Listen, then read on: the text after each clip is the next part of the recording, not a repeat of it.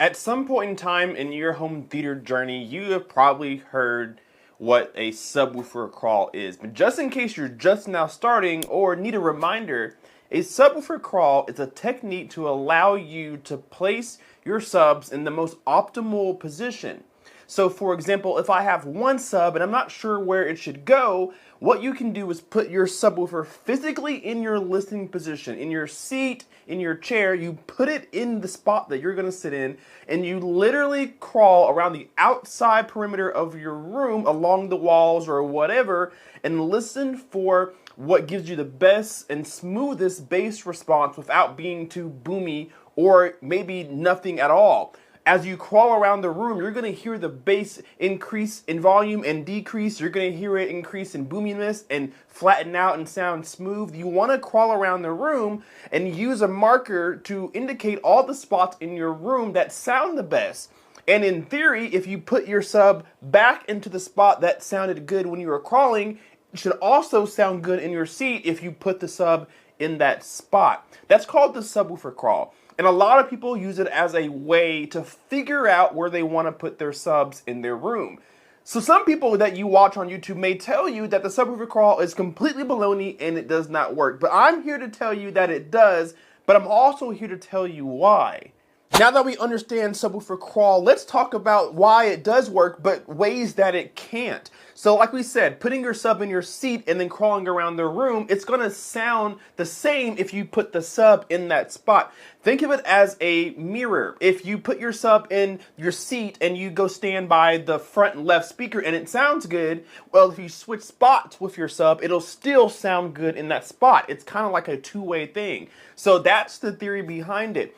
Now, if you have multiple subs, you can still do the subwoofer crawl. I have not yet seen people do the subwoofer crawl with multiple subs, but I personally do. So what I do is I take one sub and put it in my seat, and then I grab some painter's tape or a pencil or something to indicate where it sounds good. So I'll put it in one location, and then I'll listen, and then I'll put another marker in another location. And I do this because I have multiple subs, so I need multiple places that it sounds good. So I go around my whole room and mark at least 2 or 3 places depending on how many subs I have, so that I know that my sub will sound good here. So you can do this for multiple subs.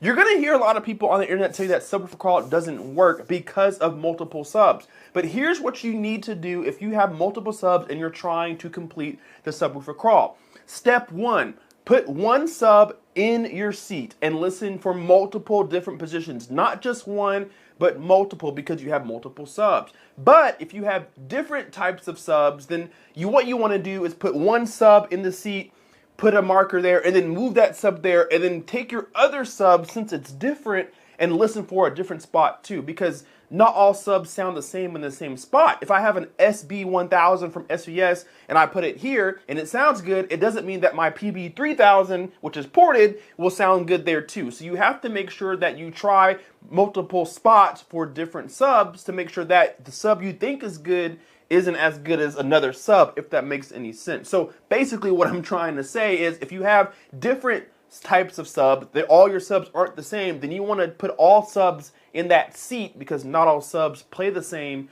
in the same spot.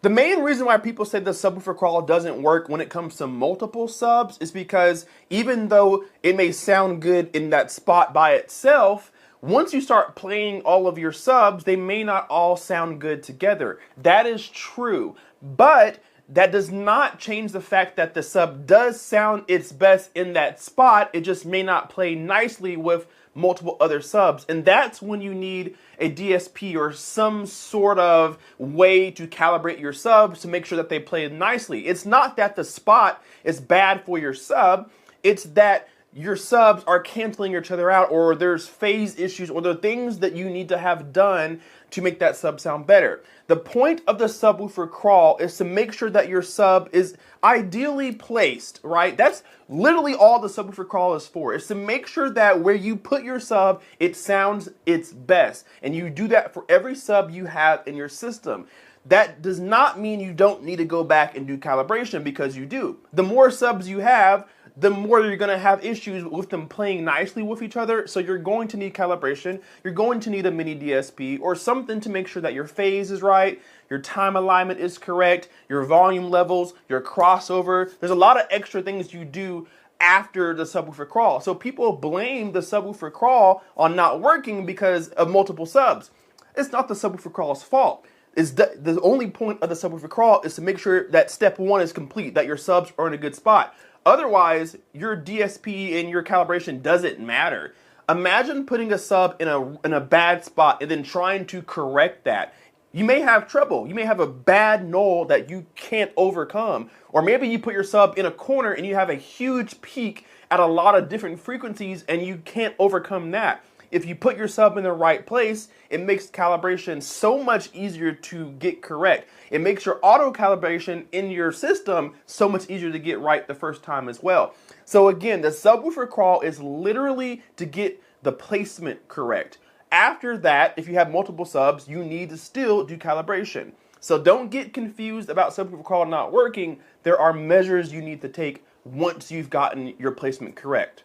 Subwoofer crawl is the easiest thing that most people can get down on the floor and do, but if you have trouble getting down there or just don't want to take that method, then you can use an SPL meter. I've done that as well. I put an SPL meter in my seating position and I've moved my subs and saw when my SPL was at its loudest. Now that can give you false readings too, because you're probably going to play maybe a frequency sweep or maybe just one frequency at all. And so you may see a peak in your overall audio, your overall SPL, but that doesn't mean the sound sounds good. It just means that it's loud. So I still think the subwoofer crawl is the better choice because you're supposed to play a song that you're familiar with or maybe a frequency sweep so that you can hear how smooth the bass is. That's the point. You can't really detect that from an SPL meter. The next thing that you can do if you don't want to do a subwoofer crawl is just take measurements in general. I am blessed enough to have an AVM 70 and it has a microphone and I have Room EQ Wizard and I put it there in my listening position and I can place my sub where I think I want it and then do a sweep, see my graph, and okay, here's the graph, it looks okay, let's try a different position, run a frequency sweep, check the graph, okay, this one's a little bit smoother, so this is the best spot so far. And then do a third one, maybe behind your seat, put it in a position, run a frequency sweep, check the graph, okay, this is way all over the place, so the second one is the better option. That is ultimately a way that you can do your placement as well when it comes to subwoofers. Although, it's not as fun because moving a subwoofer, depending on how heavy it is, it's not easy. For me, I have a 200-pound, I have two 200-pound subs in my room and one 100-pound sub in my ceiling, so moving them is a chore and I don't want to take that route. So ultimately,